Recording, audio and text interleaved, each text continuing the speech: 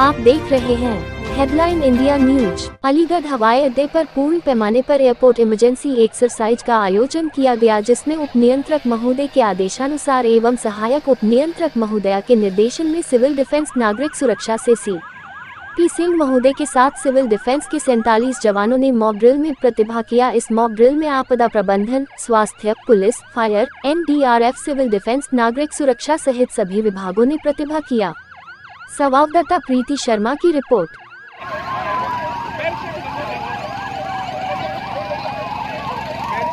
और with in ये 20 minute के अंदर जितने विभाग हैं, चाहे फायर हो, चाहे शासन हो, RTO हो, सभी लोग जो है CFO हैं, सभी लोग जो है समय से आ गए हैं और हम लोग एक तरह से रेस्क्यू बेहतर तरीके से किया गया।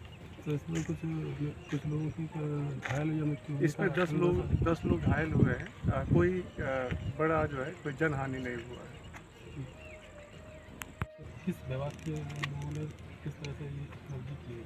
एक्चुअली यहाँ पे हम एक जॉइंट मॉक ऑपरेशन किया गया है, जिसमें स्टेट के जितने डिस्ट्रिक्ट के जितने स्टेक होल्डर होते हैं उसने मिलके और NDRF जो कि नेशनल डिजास्टर रिस्पांस फोर्स है उसके साथ मिलके एक मॉक का प्रैक्टिस किया गया है, जिसमें ये हम प्रैक्टिस करते हैं कि अगर ऐसी सिनेरियो होती है तो इसमें स्टेक होल्डर कैसे रिस्पॉन्स करते हैं और NDRF फिर उसको कैसे टेक ओवर करके अगर कोई विक्टिम जो है जो बड़ा मुश्किल से जिसको स्टेट जो है या डिस्ट्रिक्ट नहीं निकाल पाती है, उसमें हम उसको कैसे उनको मदद करके उनको निकाल सकते हैं।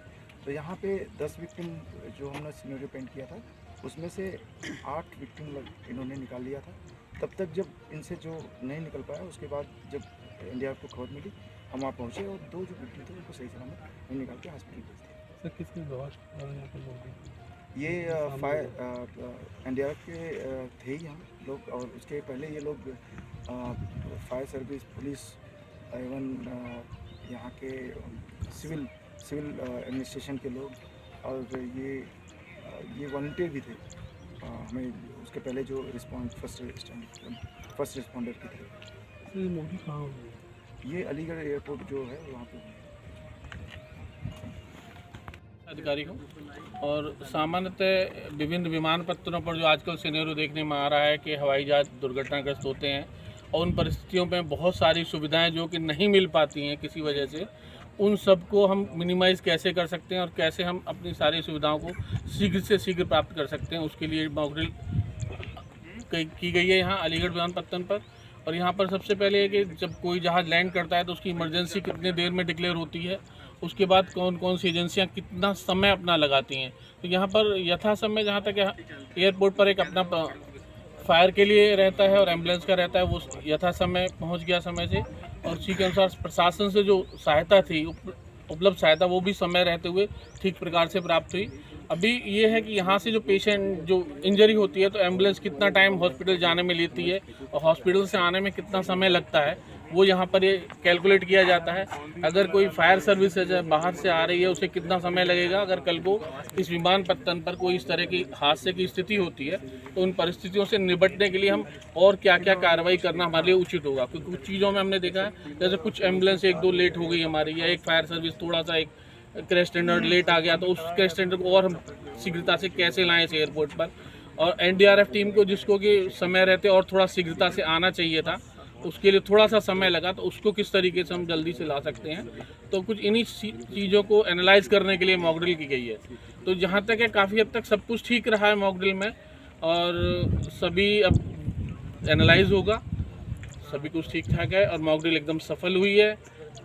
सर क्या जो है जो सामान्य नागरिक हैं उनको भी इस तरह की मॉक ड्रिल सीखनी चाहिए?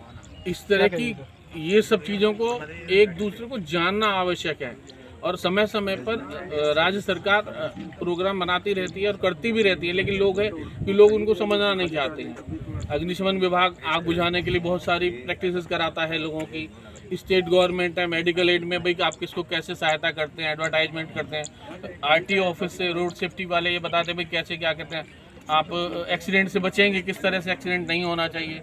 और इन सब के साथ स्टेट गवर्नमेंट का सभी को लोगों को कोऑपरेशन चाहिए, सब लोगों को साथ साथ इन सब चीज़ों को सीखना उचित होगा।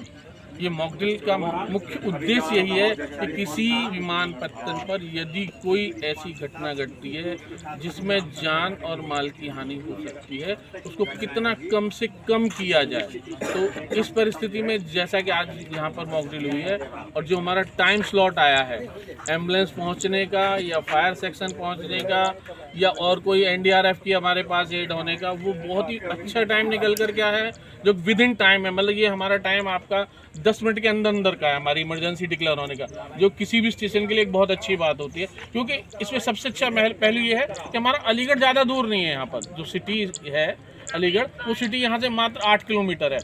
फायर सर्विसेज हमारे यहाँ से 10 किलोमीटर दूर है। हॉस्पिटल्स हमारे विद इन 6 से 7 किलोमीटर हैं। तो ये सर्विसेज हमको विद इन टाइम मिली है और अगर ऐसा कुछ भी होता है इस एयरपोर्ट के क्षेत्र में तो हम लोग उसे सकुशल ठीक से संपन्न करा सकते हैं बिना किसी जान मान और हानि।